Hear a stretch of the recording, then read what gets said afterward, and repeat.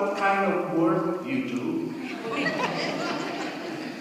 Or what kind of business you are in?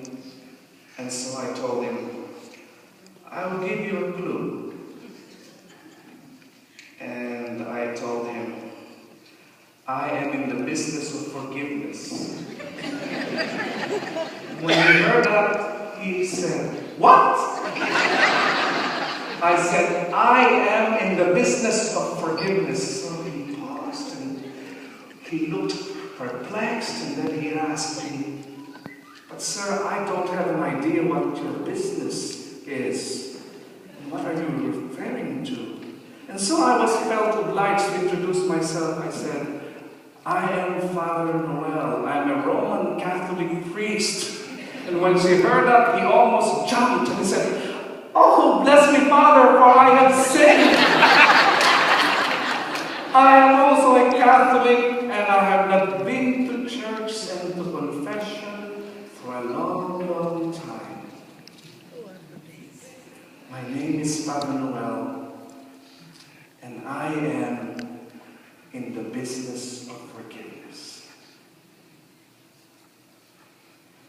Tonight, Father Mark asked me to talk about God's business of forgiveness.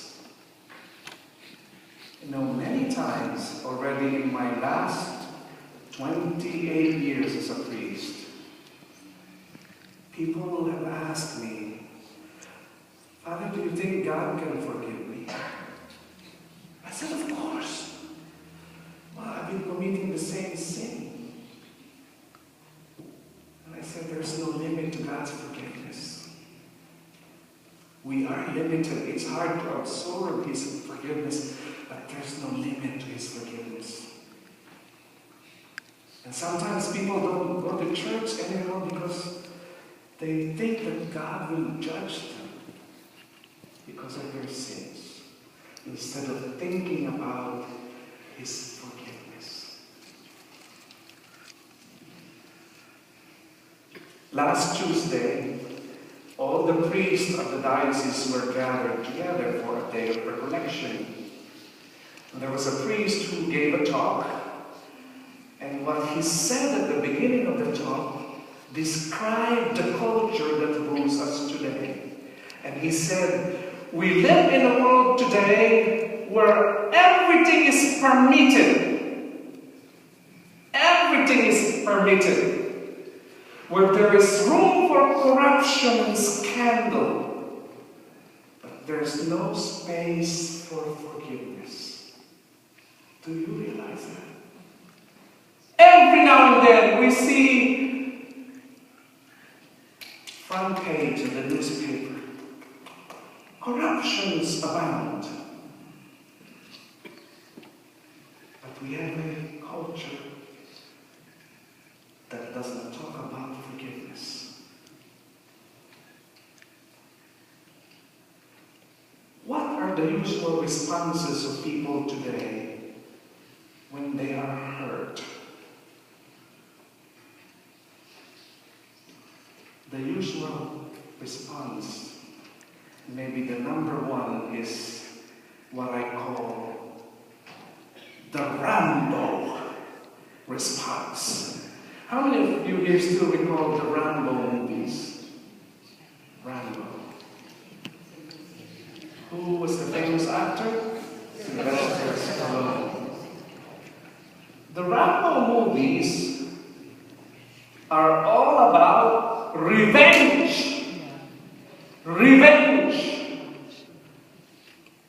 And if the Rambo movies remind us of the perpetration of the lex talionis, an eye for an eye, a tooth for a tooth.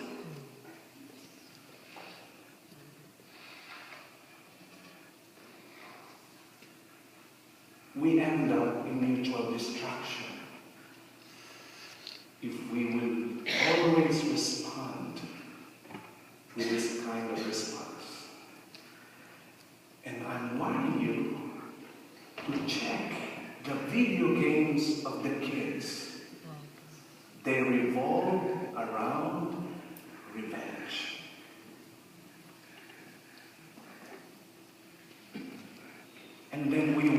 why there's so much violence today. I still don't know why that 16-year-old kid went on a rampage and just, what did he do?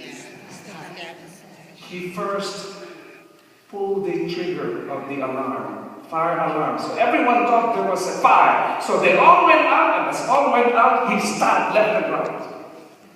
16-year-old. Why is this happening?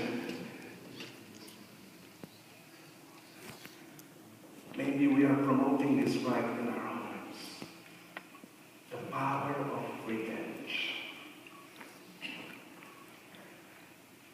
The second response when we are hurt, it is the path taken by those who desire indirect revenge.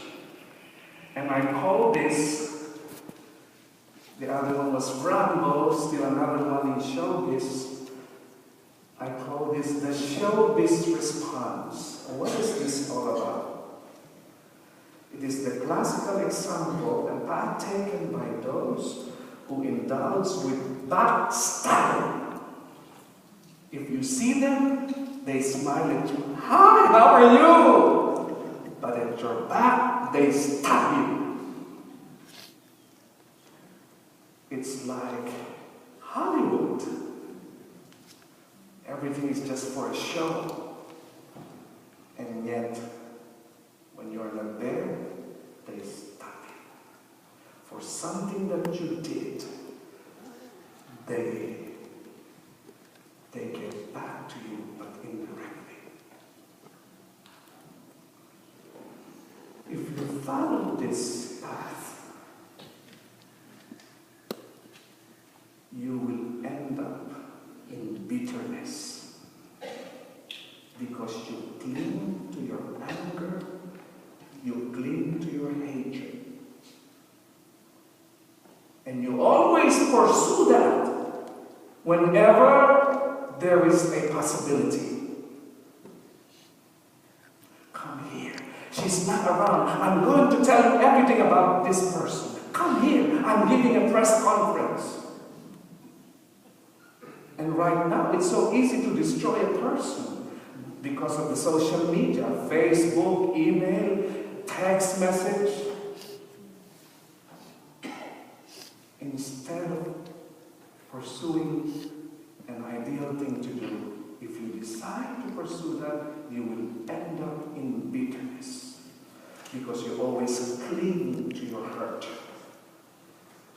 Number 3 is the classic cold treatment.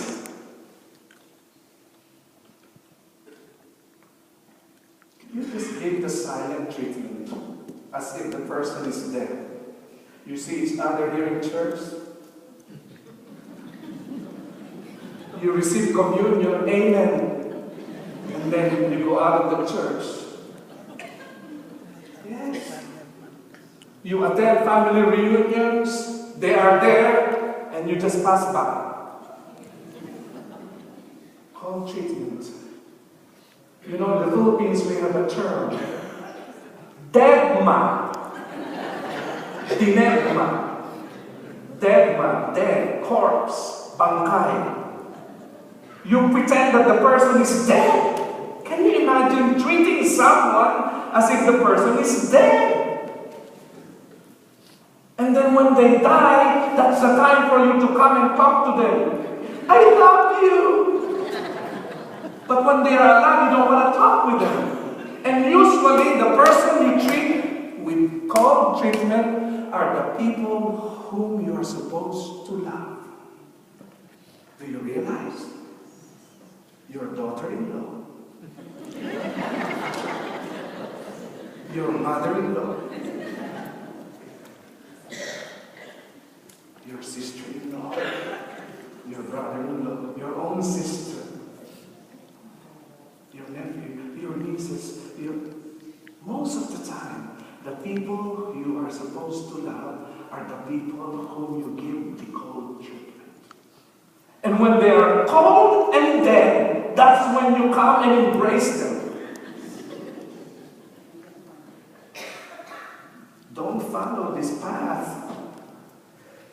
why? If you follow this path, beware. You may end up getting used to that posture.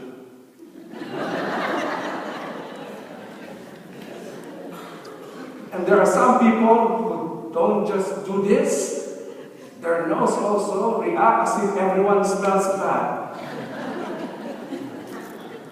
And if you die with that posture, it will be a big problem for Oak Hill to work on your face and make you smile.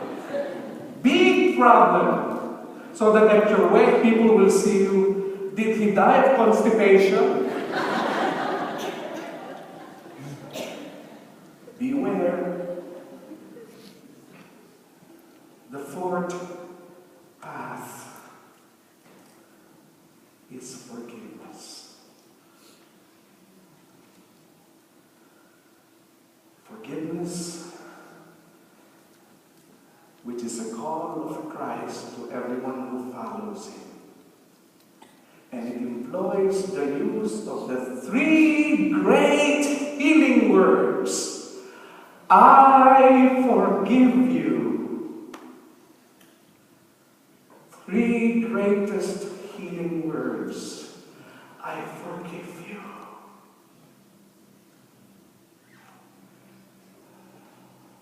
You know, we always teach the children, when they're beginning to talk, the basic things that they need to say, like, what? I love you, please, I love you. Or say, I love you, I love you. Yeah. But maybe we should begin teaching them the words, I'm sorry, and I forgive you. Start early. Start teaching them that there is power in forgiveness. All broken relationships can heal. Do you realize that? All broken relationships can heal through forgiveness. But the moment you say, this is the end, I have nothing to do with you, that's the end. But if you allow forgiveness, then the brokenness can be healed. And you can start all over again. There is a great need of forgiveness today. Because there are so many broken relationships. So many broken relationships today.